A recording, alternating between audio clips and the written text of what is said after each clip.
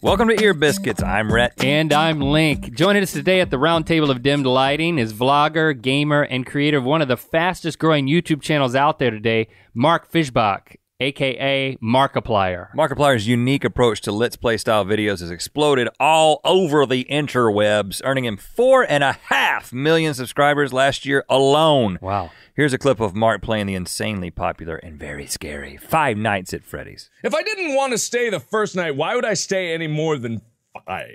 Why would I stay any more than 2? Hello. I don't want to die. Ah, what was the bar?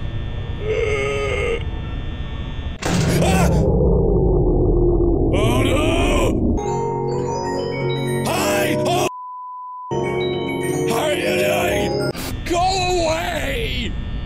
Nobody likes you! He's still there! I want my mommy! His rise to YouTube fame can be attributed to many things. One of them is his amazing voice. That clip didn't really do it justice because he was yelling a lot, but you'll know what I mean when you hear him in this biscuit. His voice will tickle your ears. Tickle, tickle, tickle. After spending some time with Mark, we not only got to know him better personally, but we really found this to be a case study in connecting with your audience. Beyond his amazing voice, his success is also a result of how open and even vulnerable he is. Mm-hmm. The viewers get more than just a walkthrough of a video game. They actually get to know this guy on a personal level because he isn't afraid to wear his heart on his sleeve. In this biscuit, we talked with Mark about our shared experience of swinging on vines as kids, his emotional final moments with his father, the events that led Mark to start creating Let's Play videos, and how a Reddit post propelled him to internet fame, and why he chooses to share so much of his personal life with his fans. We're really super excited to share our time with Mark with you. But first, we want to remind you that you can support this show by checking out lynda.com/Rhett Link.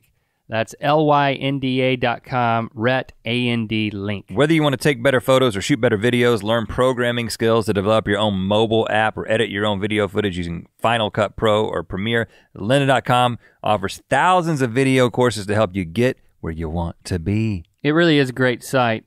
You can learn at your own pace, on your own terms, and you can get a free 10-day trial by going to lynda.com/Rhett and Link. And now the people who, just so you know, it isn't just like a slideshow. I mean, this is people, experts, telling you, teaching you, experts in these areas teaching you courses. This isn't like when you go ask your uncle for advice. Hey, you want to ask me for some advice? Hey, you want to learn how to whittle?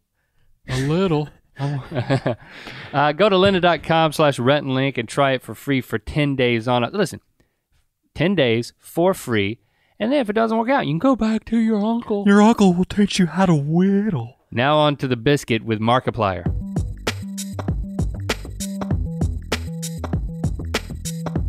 I'm very open about my emotions, especially on my channel. And it's strange because I am a gaming channel. So all my content is gaming oriented, and it's in that aspect that I push my channel. But also, as with many gaming channels, they're not so much about the games as they are about the person. And one of the things that has taken me a long time to realize is just the kind of influence that I have, and also the kind of feedback I get from my fans. So the reason that I cried, well, the most recent reason I cried was for my 6 million subscriber video, or was it my 6 million? Yes. It was the fan video. Yeah.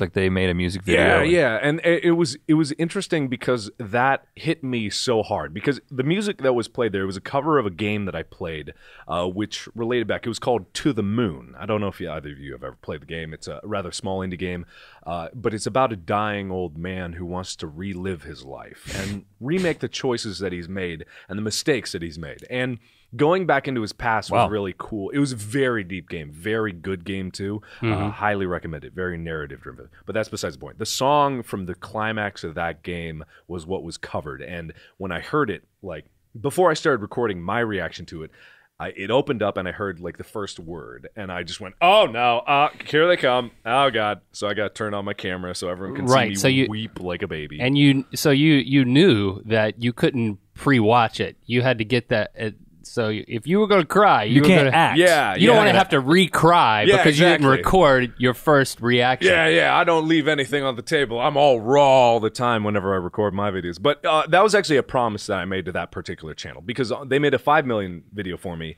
and I didn't record my reaction because I didn't have internet at the time, so I just watched it anyway. It was very touching, but not like this one was, because when I'm even thinking about it now, it's kind of making me a little weepy. You're going to see me cry here, but do it. No, God, yes, no. Please. But just, it was the fact that I saw so many of my fans in one place, and each of them took up maybe like a 1/10 of a second, but I still saw them, and I knew they took the time. 6 million times 10 seconds. 1/10 of a second. Okay. God, 10 seconds a piece, that would be incredible. But yeah, just the fact that there were 649 people in that video. Wow. 649 out of 6 million people was such an astronomically huge difference. And yet in this video, seeing all those people in one really got to me. And when the song came on, because the game reminded me of my own family and how I lost my dad when I was 18, and how like in the game there was a question of the brother, and I have a brother that I care very much for. So the game hit me very hard, and when I heard that music over what I was seeing, it was too much, and it hit me really hard in my heart, and it just made me realize how lucky I was to be where I was. And the video that I did before that, where I cried again like a little baby, was for my actual 6 million, and I was, it was for 5 million. That's right. Every million subscribers, you cry. Pretty much, yeah. Well, because I'm honored. I'm very, very honored Sure. at what happens. But the reason that particular one was so important to me is because when I look back at all the subscribers I have, I remember the early times. And you guys probably remember the early times in your channel when you had a one-on-one conversation with a lot of your fans, and you were able to talk with them. And one of the things that hit me hardest was I had recently been getting a lot of emails from fans. I've been making a concerted effort to try to read through some of the emails, and it really, really hit me. And I had to re-record that video like 10 times because I couldn't get through it. I was crying so much. And it was because I read emails of people that were fans of me when I had just started YouTube. And it was from their family members who said that my videos helped them out in the last moments of their life. And that hundreds and hundreds of fans who were there with me in the beginning of my channel are now gone. They died in the progress of me getting to this point. And they didn't care that I was a huge channel, and they didn't care that I had 5 million subscribers. They cared that I was able to give them some joy in their life when they were at their last moments. And that really, really resonated with me and gave me meaning, because, you know, I recalled in the video that, because I talk a lot about losing my dad, because I was there, and I was there through the whole process, and I was able to see what happened to him. And I visualize that when I think of fans that I've lost along the way. I think of how scared they were, and how they were surrounded by family and those who love them. And even though I'm not connected to them in any way, I don't know them. You don't know them personally. Yeah, exactly. But you have such a connection. And, you know, I certainly want to explore your journey as a creator to bring along and amass such an audience that is so connected to you. And it goes both ways. I mean, you get the impression you're not the only one crying. But like you said, it's a fascinating story that we want to unpack and kind of step back through with your dad and all these things you're mentioning. Because on the surface, well, it's just a gamer channel, man. You're just a guy who plays video games, an outsider would say. Yeah. So we do want to explore that. And we also want to explore a range of emotions here. You know, we've talked about wearing your heart on your sleeve. Let's get back there. But also another emotion, extreme pain. I know that. Have you recovered from your 5 million Yes, Scoville I hot have. sauce experiment? It was you decided. Give us the backstory on this hot sauce video. My fascination with hot sauce started with Hot Pepper Gaming, and I actually mentioned this last year when I first met you. I love the video you did with the ghost pepper. Yeah. How did you do the ghost pepper at the same time? I Yes. can't remember. Yeah. Yes, you both did the ghost pepper, and I loved that video. And I started out with a habanero, so I didn't go as extreme. But after that, I got this addiction, and I found this sauce that was about 2 million Scovilles, and I accidentally did an ice cream scoop's worth because I didn't have normal spoons, so I might as well That's a problem. Yeah, that's a bad thing. You're only supposed to use a drop of that, but I used like a full teaspoon of 2 million Scoville hot sauce, and it almost killed me. I like how your verb is you used it. Yes, I used it. You're not tasting it. Right. You're not trying it. You used it for views, like we did, or for something else? It was a mixture of, I knew people wanted to see it, but I knew people didn't want me to do it, and that only pushed me to do it even more, just to like show them like, ha, you can't control me. I did it anyway. Ah, crap. And what was that? What sauce was the 2 million? Do you remember? They all have these crazy names. Yeah, it was called the hottest sauce in the universe, version 2. So it beat its previous version somehow. It upended itself. Yeah, and this is the one in the most recent. No, this was in the previous one. No, the most recent is 5 million. Yeah, it came in a coffin. It was that bad. I've been in a store and seen that one. Yeah? The one that it's wax sealed. It was terrible. And it's like called Satan's Blood or something. I can't remember even what the name was. I don't even know if I read it on camera, but yeah, something like that. 2 layers of wax. I had to get a knife and just peel off and peel and shuck it. But you took a smaller amount. You went with just a fork. Yeah, I took 2 prongs of a fork and I dipped it in, and that's all I did. It was just as bad. Like, just those 2 prongs probably equated to the same as what I did before. But I was mentally prepared for it. So and you did it because you had a head cold. Yes, exactly. And you wanted the views. Yeah, pretty much. Right. I wanted to, like, I took a picture of this like 2 months prior, and people were like, don't do it for 2 months. Like, bringing it up every once in a while and just reminding me that I needed to do it. And I went like, fine, screw it. Why not at my lowest point, when I'm sick and I feel awful, why not kick myself in the ass? Because I am a true masochist in that respect. And I so didn't want to do that morning. And then I had the idea, and then I had to do it. So, were you rewarded for your investment? For my investment of buying the sauce? Did it get rid of your cold?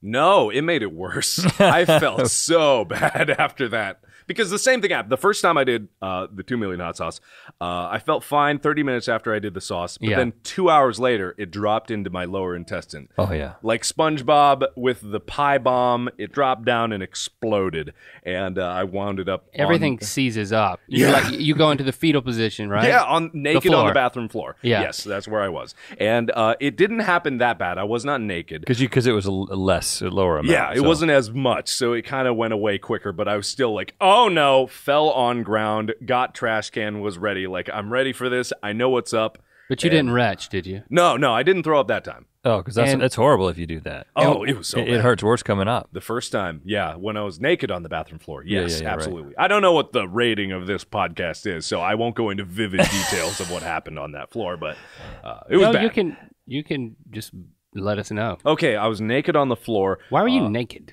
I don't know. That's the weirdest thing, because somehow, like, I was in the bathroom and I was throwing up, and I thought it would feel better if I was not wearing clothes, because I was sweaty. I was sweating It's very everywhere. primal, you know? Yeah, it's very primal to throw up. You lose all discretion when you're in that much pain. Yeah, if only I had a camera, I would have recorded it all, put it on YouTube for the delicious views. But no, I somehow took off all my clothes and decided that I needed to lay down, and it was so horrible because I thought I was going to die. My phone was upstairs. No one else was there. I knew, like, no one in the area. Like, you thought, seriously, maybe I need to call, like, 911. Yeah, but I didn't, because, whatever. Because then you'd be a news story. Yeah, and I don't want that. So that's terrible. Yeah. I want to die with some dignity naked on my floor. But when you're throwing it up, it burns again. Oh, yeah, it did. And I was so scared because I drank like a half a gallon of milk. That'll do it too. Before, and that probably made my stomach feel so bad. And then bananas are the key. Bananas are the key? Yeah. I will save that for the next time I try. Eat a couple of bananas before and after, and it really helps. Yeah. I think you ate 8 before the Carolina Reaper. I ate 3 before and 2 or 3 after. Link ate 1 before and none after because he doesn't like bananas. Fatal. And 13 hours after we ate the Carolina Reaper, which is 2 million Scoville units, he was in the fetal position. He was not naked. If he had gotten naked, I would have left the room. Oh, that's so crazy. But then with the 5 million, you didn't vomit, but did it burn when you pooped? Yes, of course. Yeah, that's like a natural occurrence. Yeah. Like with a habanero, it's going to burn. Ring of fire. Yeah. Oh, man. Just the day after, because the day after was even worse because I had a charity live stream the day after. And I don't know why I decided to punish myself so severely the day before this live stream, but I only lasted 3.5 hours on the live stream. But luckily we hit our goal in like an hour and a half. So I was clear. I could get out of there. But I felt so bad for so many reasons. And the goal was? We were raising money for the Depression and Bipolar Support Alliance, which was $54,000 was our goal. We raised $75,000. Wow. Which was really cool. Yeah. Awesome. Let's get into your process a little bit before we go into your background. Mm-hmm. You release 2 Let's Play videos a day. Yes. And that's 5 or 7 days a week? All days, 7 days a week. 7 days a week. Mm-hmm. And, I mean, do you have a backlog of these things? No, actually. Because I like to stay on top of games that come out more recently, and because there are less games that come out, it's hard to get the games that I want to play. Now, literally, I could play anything I want and people would probably still watch it, but I like to stay recent and play a very select band of games because, like, people come to see me, but they also come to see the games. Like, the games got to be cool. And with the way my life works, I have so many other aspects that I'm trying to do because some buddies of mine just came in from South Carolina, and they want to do sketch comedy, and I want to do sketch comedy with them. So I'm dedicating a big chunk of my time working with them now, and because I want. Where are you finding that time? Usually in between everything else in my life, like eating and sleeping, I just sacrifice that, and then I slot that in there. So you don't sleep. Not as much as I used to. And you're picking the right games, but every day you're playing 2 sessions. Yeah. Or, I mean, do you have to play more if you don't get what you need, kind of a thing? Yeah, or? no, that's totally possible. I have a folder of games that people are very curious about that I will never ever post because they're either terrible about terrible things. I played like an ISIS simulator game, and I don't even know why I tried. It was so terrible, like just so wrong in every way. I couldn't actually get through the whole thing. Who makes these things? It's just on the internet. Like, there are indie game site and game jams all the time where people just spend 24 hours to make a crap game. But sometimes gems like Surgeon Simulator or something like that will come out of it, and it'll be a great game that people love to see because it's unique and interesting. So you got to take risks and be like, okay, I don't know what this is about, but maybe it's a joke. That game was not a joke. Like, it was absolutely not a joke at all. Not funny in any way. So never going to get put up. And there's a lot of occurrences like that'll happen. And then you have to chuck them. And there's other times where I'm recording like a 45-minute episode because I'm playing a longer game, or I'm trying to get through it, or I'm playing a game that is an hour and a half, and I didn't know it was an hour and a half going into it. So, you know, it's always a surprise and a crowd. So a lot of the times you are actually discovering the game for the first time in the video. I mean, this is your authentic experience. It's not like, let me check this game out. Let me see what my angle is going to be. No. You very rarely, unless it's something that's pre-planned out beforehand, which it hardly ever happens. I like to go into games completely blind because that gets... like, it gets authenticity out of me, and I never want to put up anything fake on my YouTube channel. Like, people will say or look at my channel from a bird's eye view and be like, he sometimes, like, fakes reactions or whatever. But the honest truth is that that's actually just who I am, and I'm trying my best to make sure that everything I do is as authentic as possible. So what's your day-to-day like? Schedule. I mean... today, I got up at 4:30 today because I accidentally took a day off yesterday, and I had to record videos for my 8 a.m. release and my noon release, but unfortunately I had a meeting with like an accountant and I had a doctor's appointment this morning, so I had to cram all that in before 8 a.m., get that done and up, and then... both videos. Yeah, both videos. Get them recorded, done. I hoped that they were good videos, and they were, well, kinda, so I just threw them up, and that was it. This is not how every day goes. This is just an example of what today happened to be. Can you schedule them so they come out at different times during the day, or you just throw them up? 8 and 12. I 8 schedule and 12. for 8 and 12 usually. That's what I'm trying to do. Since this year, I tried to do that. But I just spend a lot of time recording and editing, because I don't have an editor. I'm a team of one. I do all the scouting for games, I do the recording, and then I do the editing afterwards, and it's just kind of an endeavor, but every day it's an interesting adventure because I built my life around this schedule, but I'm going to have to get ahead of it at some point or else I'm going to lose my mind. And you keep it pretty raw in terms of you're not jump cutting to just all the best parts. I mean, a lot of times you'll just kind of play right through. Yeah, not all the time. I do for certain games, but yeah, I like to give people more of a view of the game itself and like the whole aspect of it, because people will say, and I totally understand, for optimizing on YouTube, you need to have it a certain length. It can only be so long. It can only be the best bits. You need to jump cut everywhere to make sure that people are always engaged. And I do it to some extent. Just if I'm totally silent, I'll obviously cut them out, or if I'm lost, I'll cut that out. But I've always found that people like the whole experience, and because I'm very good at talking, like that's my one skill, I can talk for hours on end. If you let this podcast run for like 14 hours and you left at some point, I would still be talking about crap by the time you got back. But like, since that's my skill, I can do that, and I can go outside, and then I can get on with my life. But people do enjoy that. Well, let's talk about the talking. You've got like a radio voice in your vlog. It's tickling my ears right now. Yeah? in this microphone and these headphones. I definitely feel like maybe this is a radio show and you're the host and we're the guests. I mean, I don't want to do a hostile takeover of your show, but if the fans demand it, I sure will. Like, I'm totally okay with that. But no, yeah, I've always been told that I had a radio voice, and it's the weirdest thing too, because in high school I was very shy. I never spoke. But occasionally when you have to do like public readings or you have to read an expert in class, I would actually say something and people would turn to me and be like, "Oh my God, you had that voice this whole time and you didn't do anything?" And I'd be like, "Yeah, don't look at me." Because I couldn't bring myself to be anything outgoing in high school. Did you have a really awkward voice change? Because a guy with a voice like yours, usually there was a part, and or was it gradual? As far as I know, it came out of the womb sounding like this, so I can't really tell you. And what was the turning point to where you became a talker, if that wasn't in high school? Was it when you started playing video games? I think actually, yeah. Because I've always been quiet in whatever I do up until this point. Like, since I started doing YouTube, I did it as a way to force myself to talk every day. Because originally when I did YouTube, I didn't want to do YouTube. Like, one of my biggest inspirations, and I actually got to meet him recently, is Freddie Wong.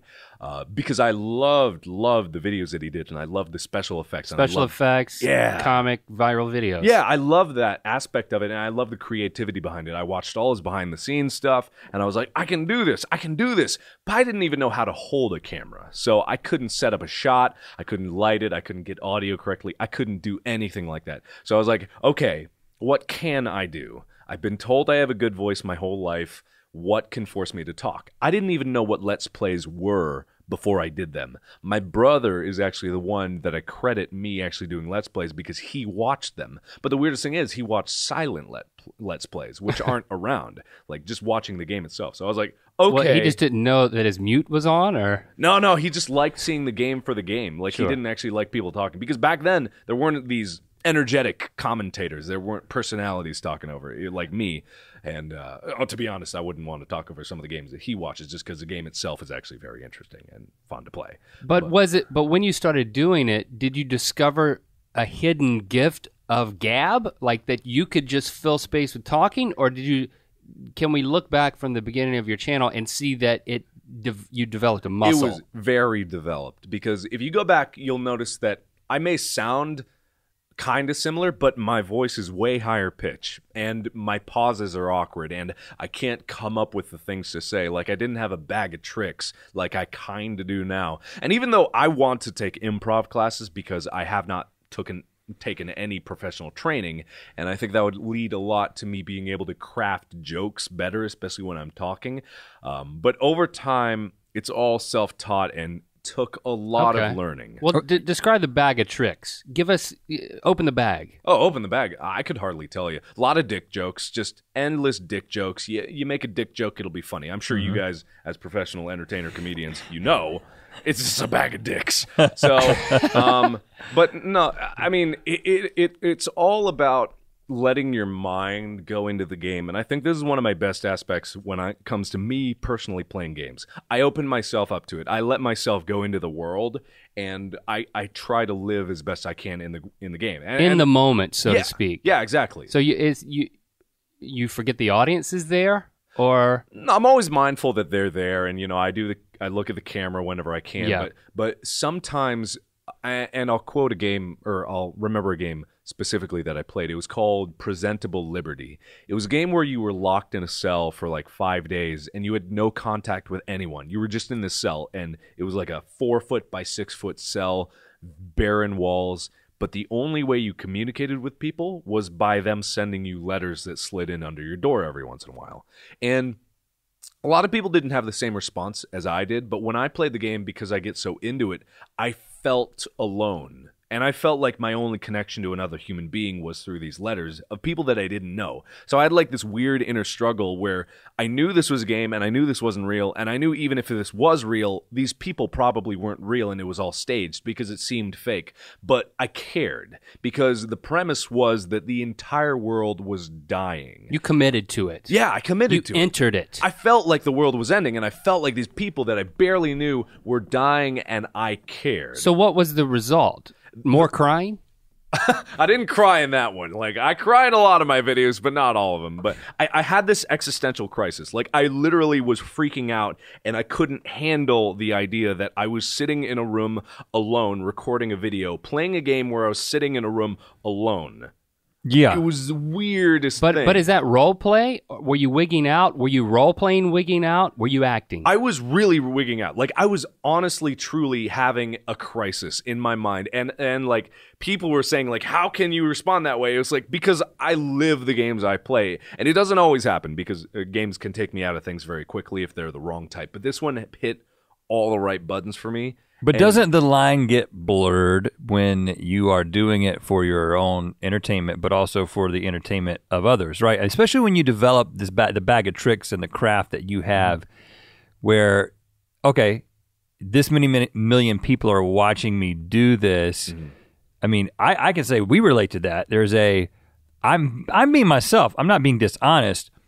But I'm not talking to Link the way that I would talk to him if no one was watching. Oh, yeah. No, that's totally true. Like, if I wasn't recording myself, I wouldn't be saying anything out loud because I have no reason to. But because I've been doing a good point. Yeah, I would seem crazy otherwise. But because I'm recording and because it's become so autonomous for me to record and talk at the same time, I can also get lost and I can start talking to myself when there's no reason I should be talking to myself. And how would you describe that guy? Like, if you didn't know you and you saw you playing a video game and you had to describe you to someone else, you would say, this guy talks like this, acts like this. What is your perception of yourself? I would say this is a guy who is extremely energetic and loud, and I'm very conscious of how I look from the outside after I'm done recording, but when I'm recording, I try to get into it. But if I was describing myself, seeing myself alone in the room, I would question that. Like, and I think a lot of people would. I think that's a natural inclination. Question what's going on. Sincerity. Yeah, exactly. The performance. Yeah, exactly. Because from the outside perspective, looking at that on the inside, and this is what I try to remember when I get criticism. Like, people say, like, hey, this is not real at all. And I'm like, you're actually right. Like, it's totally not what would happen in normal life or everyday society if you were playing a game alone. But the way it happens, but you wouldn't be watching it if that's what. Yeah, exactly. Like, if someone's just like slack-jawed at a screen, like, it wouldn't be all that entertaining to watch. Although I know my fans would probably still watch it, but I'm still very mindful. Like, I totally understand like the question you're asking, and it's totally true. It touches very much on the conundrum that we as Let's Players face. Yeah. Like, what is real? What is fake? What is our personality? And what is our show?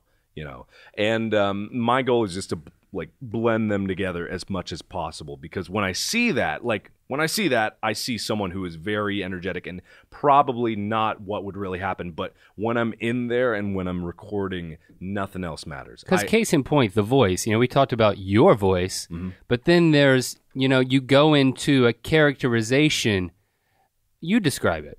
Oh, yeah. No, I talk more animatedly. And it's even happening with you. Like, when you first met me, I had hands in my pockets, just quiet voice. But it's a weird switch that gets flipped. And it's like, I know that I need to talk. And I know there are other people that are going to be listening to this, so I need to be careful about the words I choose. And I need to be mindful of what I say and how I behave.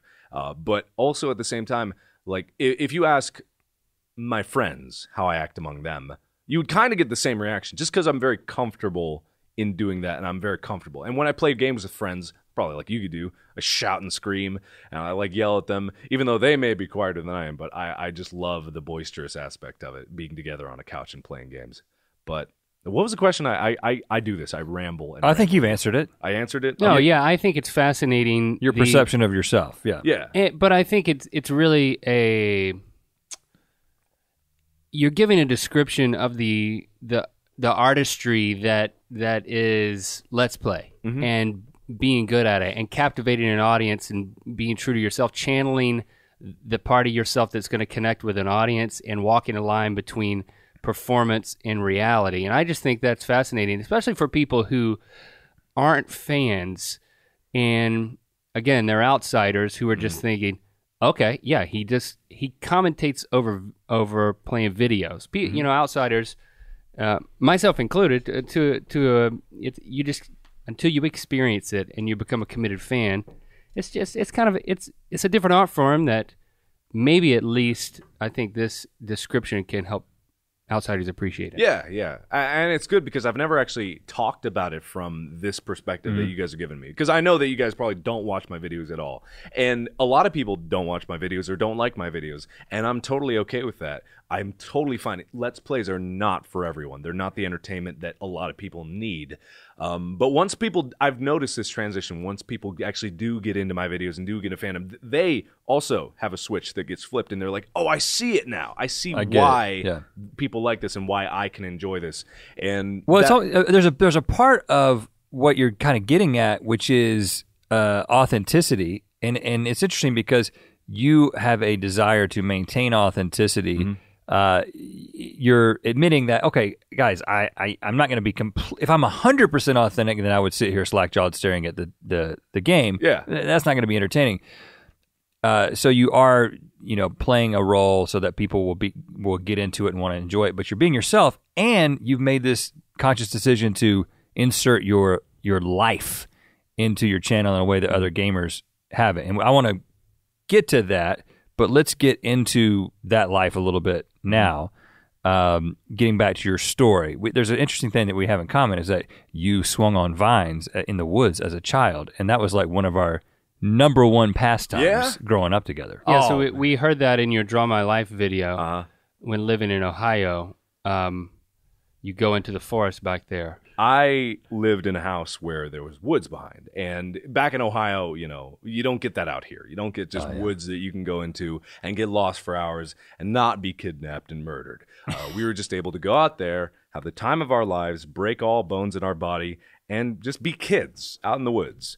So we would go out, and we didn't have, tools to cut vines, so we would use sharp rocks, and then we'd find a rusty you went caveman knife. On it. Yeah. We had machetes. You had machetes? Yeah. You were allowed machetes as children? I don't think we told anybody. I think Ben Greenwood got hold of some machetes. His dad's machete or something. We scavenged everything. We got old pocket knives, and we once found a hand saw that we tried to use, but it broke and shards went everywhere. So you had vines everywhere. Yeah. That would they would grow from the base, right? And you would chop. I always thought the ironic thing is, you kill the vine in order to then enjoy it. Enjoy that. Yeah, exactly. And then it's going to, a month later, you can't swing on that vine anymore because you chopped it off at the base and you killed it. But you can get a bucket of water and stick the vine in the bucket of water in between, and it'll last weeks longer. I don't think we never us did as that. children ever thought of Me that. and Ben did that. You did that? Behind Ben's house. Oh, this is a good vine.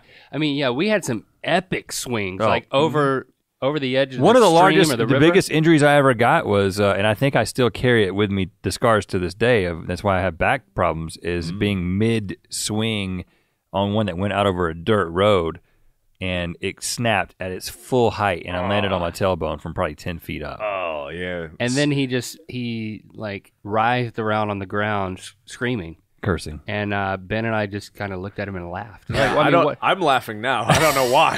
A kid in pain. Did you ever get hurt? Oh, not me, but my friend did. The same thing happened to him. At the apex of his swing, he snapped. But he went into thorn bushes, so he was a lot better off than you were. Yeah. He just got cut up and cried like a baby, whatever. Did you get semi-naked like Tarzan or when you were eating hot peppers? No, nothing like that. We didn't either. Yeah, okay, just checking. Or we wouldn't tell you if we did, I guess. I have a lot of funny stories from those times. We once found an old VHS tape that said, I forget the name of it, but it was very obviously a porn tape. Okay. And we didn't understand how VHSs work. We thought they were film strips strips that you could like pull out and see. Oh, so wow. we like tucked it under our shirt and went back home and we're like, oh my God. You found it in the woods? Yeah, in the woods. Just Yeah. in the woods randomly. So we went down in the basement, turned off all the lights, got some flashlights, and we're like, oh, this is going to be crazy. We were like 8 at the time. We didn't even understand what porn even was, except that we weren't allowed to see it. So we pull all the magnetic strip out like idiots. We could have just popped it in the VCR, but no, we pull all of it out, and we take a flashlight and we shine it through. And we're like, yeah, wait a minute.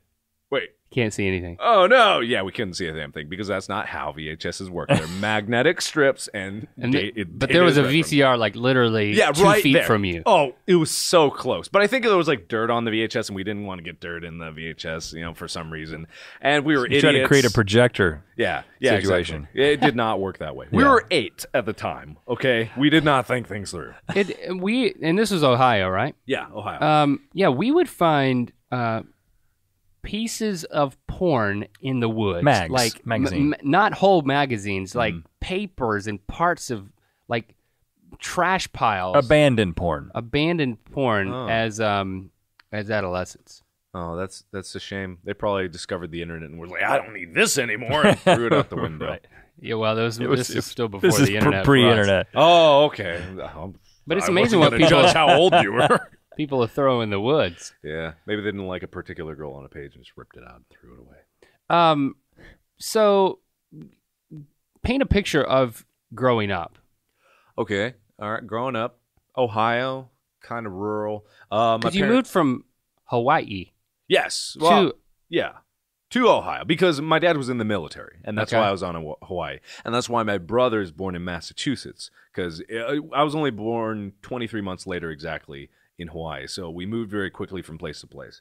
And then he left the military. And apparently I was wrong because I confirmed this just recently. We didn't go to Ohio right away. We went to some place else that I don't know to stay with family. And then we moved to Ohio. So grew up in Ohio. I had no idea what Hawaii was like, so I didn't have any chance to miss it. Grew up in a very, very rural area. In the suburbs, woods, very isolated, very fun. I thought it was the greatest thing in the world. Had no idea of the scope of the world until I went to Korea.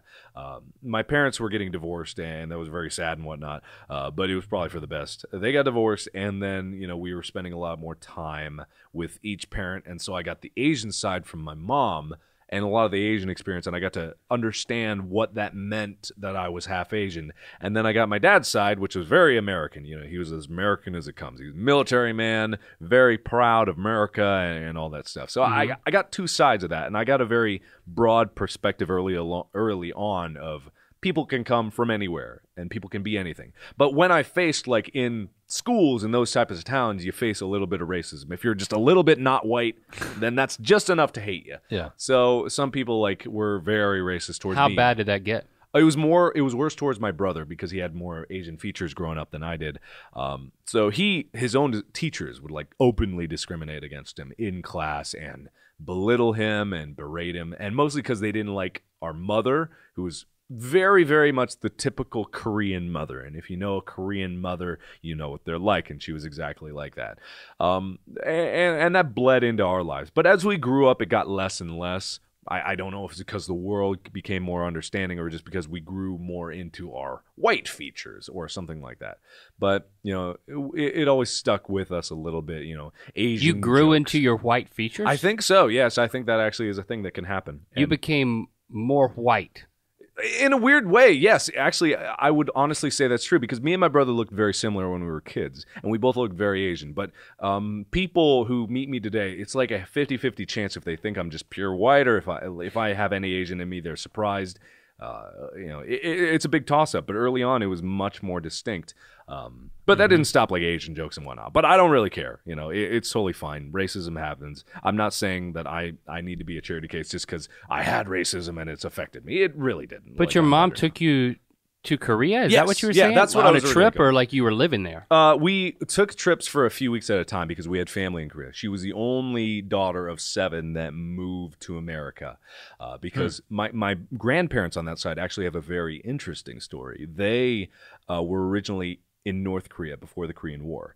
And they were right on the border of China, like way, way, way up north. And they came from a very wealthy, well-off family. They had everything they needed. My grandpa had a beautiful wife and lots of inheritance.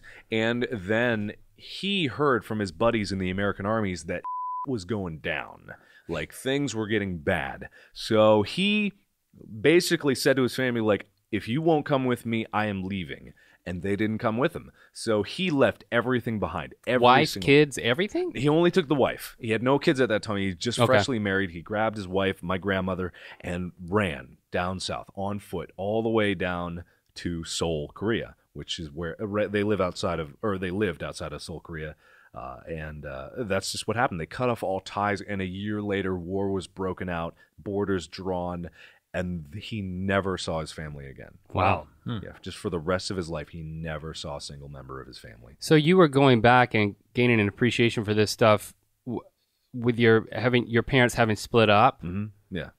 Yeah, because that gave me another worldview too. Like, oh, I guess relationships don't last forever or something. Like, I don't know if that's bled into my life now. Probably has in some way, and I have deep-seated issues about that. But I think in a way it was actually better for me to see that early on and understand it, because I've always been inquisitive, and I've always been trying to appreciate things from a whole view. And that's what I try to do with my channel today. I try to appreciate everything that I see from a whole view and look at it from all angles. Because that's why I look at myself and I'm able to appreciate the perspective of someone doesn't like Let's Plays. They can see that I'm, I wouldn't do this in normal circumstances. But that all led into me growing up in this rather diverse, rather multi-location childhood. It was shared custody, or did you live with your dad? I lived with my dad mostly, which is actually unusual. Yeah, how's that decision made? Well, I don't know the specifics of it. I was only brought into court once or twice, just so And how old were you at that time? 9. I can't actually remember. Maybe I was younger than that. Maybe this was 7. But in the end, it was just my mom thought it would be better if I lived with my dad. Years later, she would regret it, and then she'd accept it because she thinks, nowadays, if I ask my mom, she thinks that I was better off for growing up with my dad because he taught me, he was the greatest dad in the world. He taught me to keep such an open mind about things. And I wish I could have asked him more stuff down the road after I had really grown up and found myself. When I was 22 is about the time that I really started discovering myself.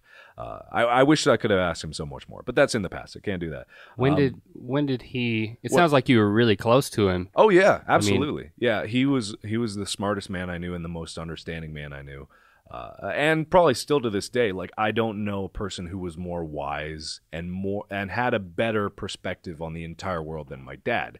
And it sucks because I would want to ask him so many things, but what was the circumstances of his passing? Oh, he had cancer, and he would have only blamed himself because he was a smoker for 46 years.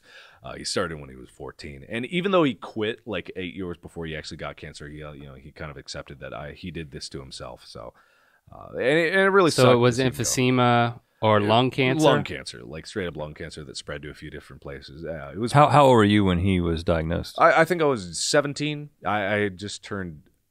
I was just about to turn 18. So I think I was 17 when he was diagnosed. And that was really hard for me to take at that point just because, the person who I understood as the person I wanted to be was dying, and I saw him waste away basically from the very outgoing, very strong character that he was to, and anyone who has experienced anyone with cancer would know this too, just how they waste away as a person and eventually just kind of fade away into not the person that you remember. Mm-hmm. And how long of a process was that? It was over a year, but that year went by so quickly just to see it all happen. I was just going into college too, which really took a toll because I had this college relationship or high school relationship that ended before college, and that's totally fine. We moved on. No relationship survives really from that perspective. But that on top of my dad was suffering through school, and I didn't perform as well as I did. And then I got bad grades, and my dad was disappointed in me, and I felt so terrible because I wish I'd tried harder. And then I made a concerted effort to do that, but just seeing the process by which my dad kind of, just drifted away from the person I knew. But still... And what was the final, how did it resolve? Were you there? I was there. when he Yeah, passed? I was there when he died. It was a very scary time, and I was lucky enough to be there when he died. Even though it was very scary to see, I would always rather be there in times like that and face it head on than try to run away from it and not see it, because you need to be there, because it's another experience in your life that you need to get perspective on. Because one of the things that I've been through myself is I have a tumor. I had a tumor, about 3.5 years ago, and it along with that made me realize that I'm going to die someday. I know this. I know full well that I'm going to die. I know full well that it's going to happen probably when I least expect it and at the least convenient time in my life. And because of that, that very much motivates me to do whatever I can now, here and now. I need to be the best person I can, because I won't have enough time. No matter what I do, no matter how I approach my life, I will not have enough time. And no one will. No one on this earth will have enough time to do what they need. Was your tumor cancerous? No, it was a very rare tumor called a ganglioneuroma, which basically means it's a tumor made of nerve cells. It can become cancerous, but this one was not, so I'm in the clear as far as that goes. I seem to have a clean bill of health thus far, and medical science only improves, so I may not die of something along those lines. But how did the experience of your dad passing impact your trajectory? Actually, that's a really good question, because when he passed, I was kind of in a toss-up of what I wanted to do in college. Like, the idea of being a YouTuber wasn't even a thing back then. Maybe the first fledgling YouTubers were just starting, but they weren't getting paid for it. So it hadn't even crossed my mind. I just knew that whatever I did, I needed to try to do it 100%. So the year after my dad died, the first quarter was very hard, but I tried very hard in school, and I did very well. And I got a very good job, and I tried my best at that job, even though it was the most boring job that I've ever had in my life. I tried very hard, and I wanted to do the best I could in what I did. So I pushed myself. And even though I fell off the horse sometimes, and I got a big World of Warcraft stint, like, that consumed a lot of my life, because games have always been a big part of my life. I've always been a gamer. I always wanted to play games. So that's just kind of how it went. And then I rolled forward with that until I was kicked in the ass with the tumor. And also before that, I got laid off from my job. And then it just kind of compounded this moment where I had this self-reflection. And this is what I meant when I said before that I discovered myself when I was like 22. It was after all of this compounded and all this stuff happened to me, and all of, like, I had this struggle with why even bother. Everyone has that moment who has pushed past it or let it consume them. They have had the why even bother moment. And I, fortunately enough, pushed past it. And a lot of people may not be able to, and a lot of people try really hard to do that. And by doing what?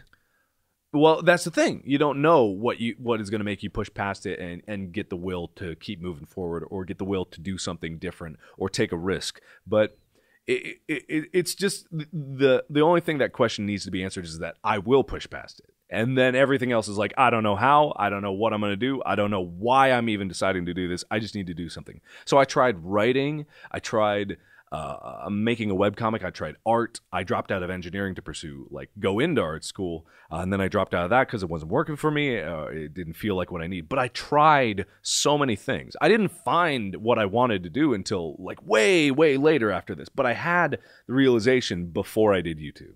After all the went down, I had the realization, and I knew that I don't know what I want to do. The weirdest thought that I've had recently was that some of the greatest artists, or people that have the greatest potential to be incredible artists, are not artists. The people that have incredible potential to be athletes or stuff like that are not athletes. They chose something else because that appealed to them, or some circumstances put them in that situation. They didn't know that they could because they didn't try.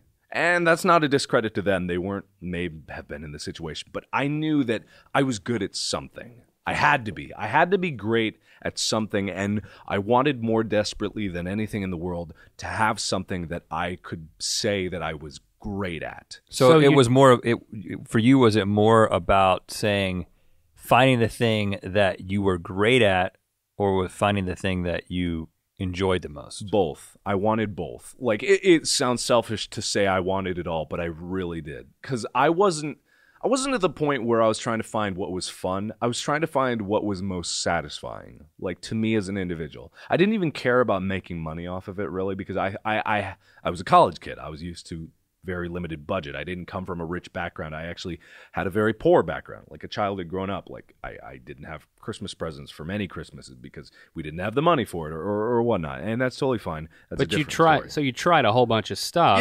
Yeah. All the time you were very passionate about gaming, but you didn't connect those dots until a while later. Yeah. But you eventually did, obviously. So how did that happen? Well, that happened because, well, like I said, my brother knew about Let's Plays. And when I was looking at that, I was like, can they even make money off of it?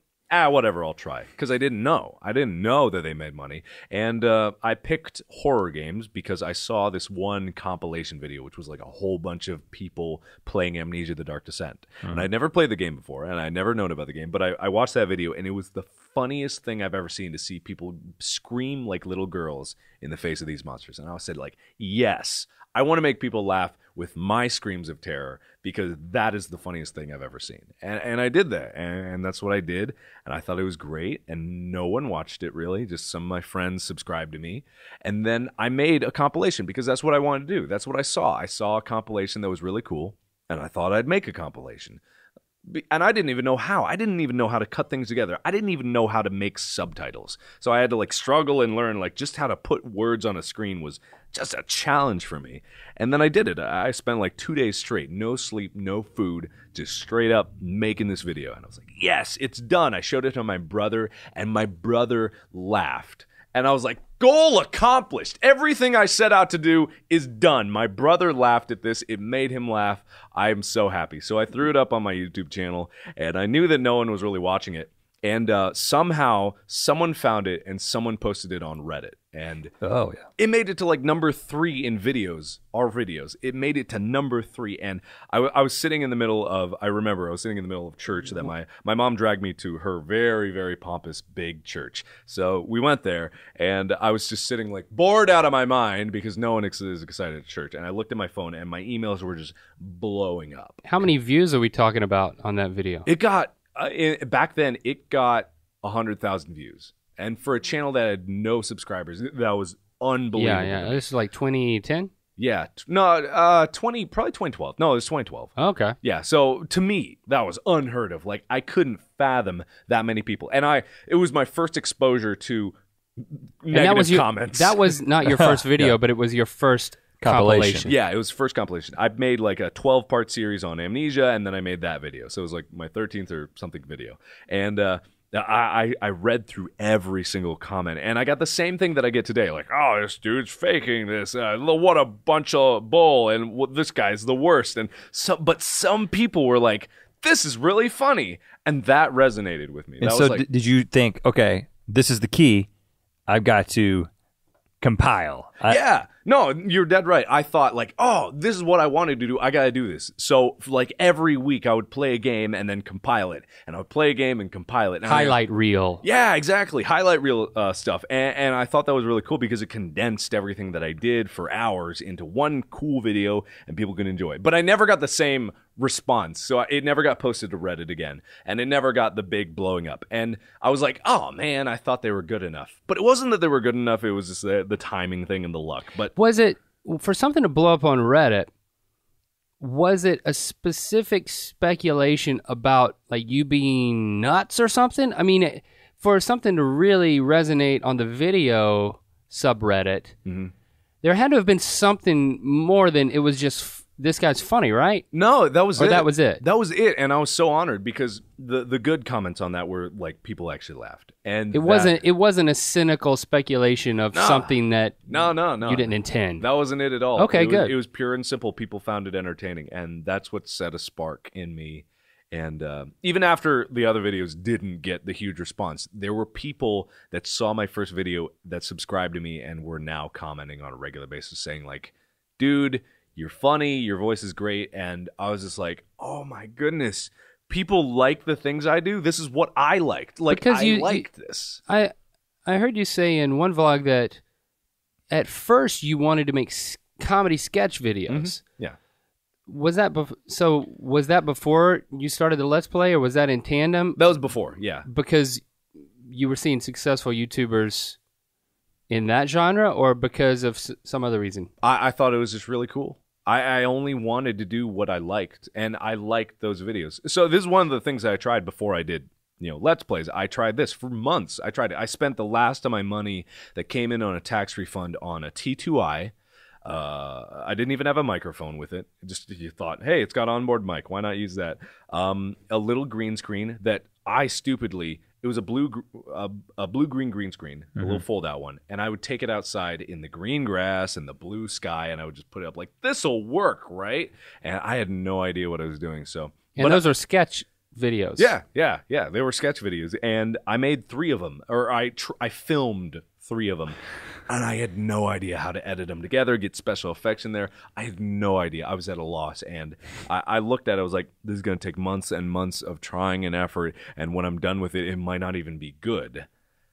And I still did it. Like, I still tried, and then I tried, and then I was just like, oh, man. But they didn't get finished. No, they did not get finished because I kept hitting my head against a wall, like sleepless nights, trying to figure it out. Because I love solving puzzles, but this puzzle, I kept coming to the conclusion that these people had been doing this for years. Like, they had learned in college how to do special effects. I don't even know how. And so in the middle of that process, of that frustration, and your brother is the one that kind of says, why don't you try something like this, or at least points out Let's Play videos. Yeah. And that's when you get and that's that what idea. I was like, I could do that. It'll be good practice for my voice. So when you started getting that initial response, people coming to your channel, people commenting, reading every comment, how did... Because this is a process that happens without you even knowing it, but as you look back now, how did the initial reactions from fans, the initial comments, shape who Markiplier is today? It was everything. Like, at that point, the fact that people were even talking to me was unknown. I was the kind of kid that had Facebook but never talked to friends. I don't text my friends proactively. So I lived a very isolated life, like, without people actually saying anything to me. And in that way, they didn't expect anything out of me. And so I didn't drive myself to try to impress other people. And then when suddenly comments were rolling in, both positive and negative, like, I got tons of hate in the beginning, which was totally fine. I can ignore hate all day long. But the positive comments of people saying they really enjoyed it, and they were like, but you could do this differently. And I took that to heart. Like I want to see more of this, or I want to see these videos, or And what kind of things were they saying? At the time, Minecraft was big, so people were like, oh, could you do a Minecraft video? And the people were like, no, I hate Minecraft. Or it's like, and I was like, oh, one or the other. Which do I do? So I actually created another channel and called it Markiplier 2. And made Minecraft videos, and people loved it. Like, I was like, oh my god, people love this. And then I went through the unfortunate thing where YouTube actually banned my AdSense account for one reason or another. I have no idea to this day. And that was almost... On your second channel? On both. Like, it was the same AdSense account. And I almost stopped YouTube right then and there. When was that? That was in, like, the first month and a half of my channel. I almost would not have been here if I just said, okay, YouTube banned my AdSense account. Because I guess you don't know the reason, but it had something to do with Let's Play and rights of video games? Yeah, I think so. Yeah, because for some reason, I wasn't monetizing my main channel videos, but I thought Minecraft, it even said in its terms of use, you can monetize videos of this on YouTube. So I thought, oh, okay, I guess this is okay. But I kept getting emails that were like, do you have the rights to monetize this? And I would be like, I think so. And I quoted Minecraft's terms of use and I put it up there. And so I think it was this constant, I got so many email responses like, these are all automated in the days of YouTube when everything was automated. And I think I flagged the system enough that it was just like, this guy must be doing something wrong here. Get rid of him. And I was just done like that. And I tried calling everyone I could. I tried asking everyone I could. I couldn't get in touch with anyone. I almost gave up. I was so heartbroken because the thing I wanted to do that I could have possibly done as a career, which I wouldn't have even made money off of enough to live off of for months down the road. But it was just, the door was shut and YouTube itself did this. And I was like so disheartened. What was the resolution? I just made another channel. I was 2 steps away from getting signed under a third channel. Yeah, a third channel. And we're called Markiplier Game, and that's why my channel is called Markiplier Game right now and not Markiplier, because I can't use Markiplier. It still exists. And then you re-uploaded old videos I to that? re-uploaded every single video I did, and I had done about 150 at that point. Because I uploaded 5 videos a day back then. When I was first going, I was like, every single second of my day was recording videos and uploading them. It was amazing. And so how did you make the decision? At what point did you say, I'm going to insert myself personally, not just the gamer, Mark, but I'm going to cry? Yeah. What was the first video where you kind of went into that vlog mode? I had always put my heart and soul into it, but I never really connected deeply. It was only when I went to Comic-Con San Diego in 2012 for the first time with my brother, because he has a very successful webcomic, by the way. That's why I Two Kinds, right? Yeah, Two Kinds. Yeah. It's a really, really great webcomic, and it's been online for a long time. But he got a booth at Comic-Con San Diego, so I went with him. Just because the company that he works with was nice enough to get me an exhibitor badge, which I was totally grateful for. But when I went there, I had maybe 2,000 subscribers. This was on my new channel, Markiplier Game. I had 2,000 subscribers. I didn't expect to see a single person there that knew me. And 4 people came up and knew me. Like, I didn't even know the astronomical odds of 2,000 people all over the world subscribed to me, and 4 people at Comic-Con came up and said hi to me, and I saw the real people. I saw who they were. They were actual people that enjoyed my videos and actually knew who I was, and that blew my mind. And I said to myself, holy crap, every single person that is subscribed to me is real and is their own person, and it has their own hopes and dreams and has their own life that they live, and they take a small moment in that life to watch my videos. So you decided to talk directly to them in vlogs. Yeah, and last time I did that, as soon as I got back, I made one of the first vlogs I ever did, and I just stood in front of the camera. I was awkward as hell. I didn't know what I was doing, and I was just like, hello, this is me. I'm going to tell you about this person that is me. And then that's just when I started doing it. And what was the response? What did people say? People loved it. Like, people loved seeing me in person and seeing who I was, because I didn't even have a face cam back then. Like, people all voice. All voice, and people didn't know who I was, and people were very surprised to see me. People had critiques on how I was. People said I was cute. You're Korean, but you gotten a lot whiter. At that point, I was very, I was like 70-30 white Korean. You grew into your whiteness was the comments. Yeah, exactly. Even though no one had ever seen your face. Yeah. And it was a really, really cool time. Did you get any negative response though? Because it's striking. I mean, the way you've mixed, the way that a vlogger, like a guy like Tyler Oakley, the way that he will connect with his fans, and it's like his brand is connecting with his fans. You know, he's not playing games. He's just connecting with his fans, right? But you brought that same vibe in. I have to assume that in the way that the gaming world interprets things and the way they think about things, there had to be some negative reaction to that. Like, we don't want to hear about your life, Mark. Oh, yeah. I get that all the time. Like, even today, like, there'll be comments that are like, what is this? I only signed up for games. Why are you doing vlogs? And, like, I appreciate your view there, but I don't care. Like, I've always set out to do this and connect with people, because that is the only reason I'm here, is because of the people that are subscribed to me. And I always need to pay respect to that facet of my channel. Do you think that is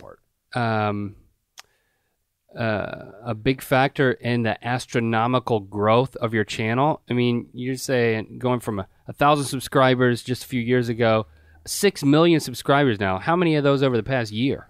Over the past year, I think I only had about 1.5 million this time last year. So yeah, 4.5 million in a year. 4.5 million over the past 12 months. How did that happen? What do you attribute that to? I think I would say the fact that I directly connect with people.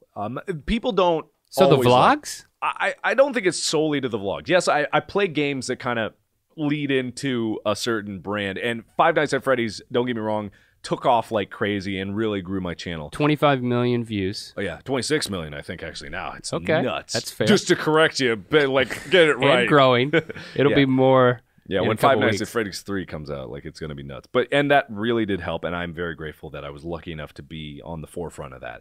But I think what really has kept people here, and what I see a lot of, is that people on the internet outside of YouTube say, oh, I know of this guy. I don't like his videos, but I like the person. And that's all that I ever care about. Like, I want people to know who I am and not the games I play. Because I will play games, like, for as long as people want me to play games, because I love playing games. But in the end, so long as people know who I am as a person and see that I try my damnedest to do what is right at all times, that's what matters. Now, one of the things you said in your Draw My Life video was that, and you made that, when you had less than 1 million subscribers, but you characterized what YouTube had given you, the opportunity YouTube had given you, as if it had almost given you a new purpose. On the other side of that success now, passing 6 million subscribers, being able to raise money for these charities on a regular basis. Pushing $500,000. We're approaching that, right? We passed that, I'm pretty sure. Yeah. How would you react if all of it was taken right now? So you go back home and YouTube, you can never upload another YouTube video. Like, this career is taken from you. I think I'd be okay. Because I have long thought about the fact that we as YouTubers run the risk of YouTube going away. It could just go away at any day. And I think there would be a lot of people that would be upset that I wouldn't be able to upload videos anymore. But me as a person, I would want to pursue other avenues. Like those things that I tried before YouTube that didn't work, I would want to keep trying different things and see what happens. And it may lead to the point where I am not in the public eye in any way. I am totally alone. I'm working a 9 to 5 at some mill somewhere. That could happen. Like, that could be where it leads. But I'm not going to stop trying to find what I enjoy and what fulfills me. More fulfills me than joy. You know what I mean? Well, we're not going to take away your YouTube access. I mean, I hope not. Do you have that power? Well, I was just based on his answer. That's how I was going to make my decision, whether I was going to pull the plug. Do I survive? No, we do not have that power, and I don't think that's going to happen. So, given that, what plans do you have? Give us a nugget. More sketch comedy, more exploring different avenues, because gaming allows me, the ability to do different things and launch different things and try different things. It's just a matter of time at this point. Are we going to see those on your channel? Yeah, all on my channel. Like sketch comedies, music videos. I've got a whole bunch of stuff that I can't wait to do. We're filming something tomorrow, actually, and I'm very excited for it. It is Five Nights at Freddy's related, but that's just because my buddies had this idea, and it's actually a really cool idea. So, all right, we'll look forward to it, and we really enjoy getting to know you. It's time for you to sign the Round Table of Dim Lighting. Oh boy! So here's the Sharpie. Sure. Thanks for coming in, man.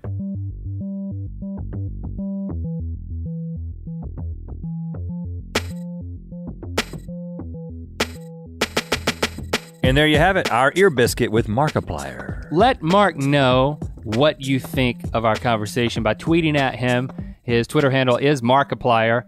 It's like multiplier, but Mark instead. Use hashtag earbiscuits. We really do appreciate it when you give feedback to our guest. That's helpful, as well as leaving a review on iTunes. Those things are both really helpful to us.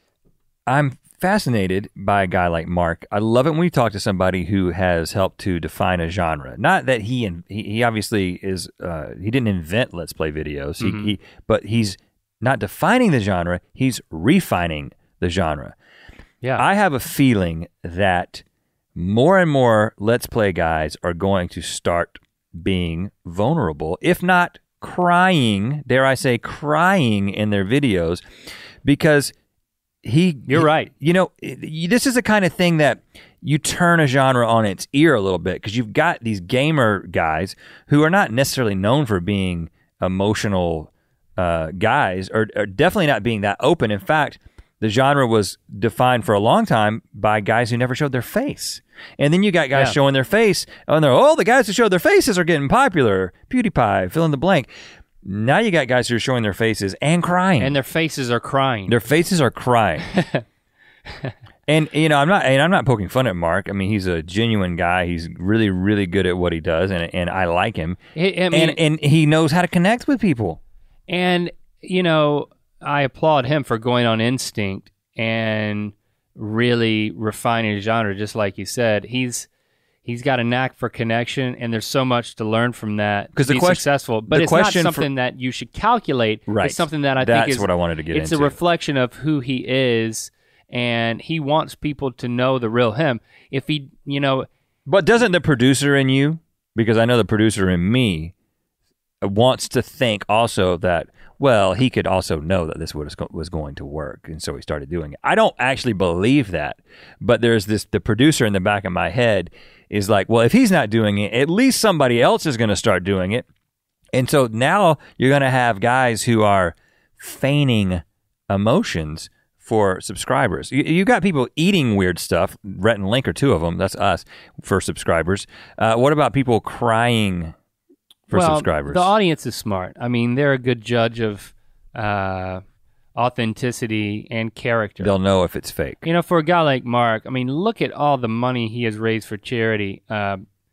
It's amazing. You know, it's challenging for me personally and professionally to see a guy who instinctively puts so much of his time and effort into channeling his audience and empowering them to give to something that there's no direct tangible benefit for him. I think that's awesome, and like I said, I count it a privilege to have gotten to know the guy. My only disappointment is we didn't make him cry today. You know, but we made a song biscuit with him. We did. That's pretty cool. So very great. If you haven't checked that out on our Good Mythical Morning YouTube channel, our song biscuit, we wrote a song about Five Nights at Freddy's. We did, and he kind of brought us up to speed on that. I am preparing. Was our guide into that. I am preparing for the judgment that is going to be unleashed on us for writing a song about Five Nights at Freddy's. I'm a little scared. We usually don't go into those areas that we're not really experts on, but we felt that we could because he was there. He was the Sherpa for Five Nights at Freddy's. Yeah, so thanks for that, Mark, and thanks to you for listening and supporting the show. We appreciate it. And of course, we'll be here in your ears next week. Bacon a biscuit.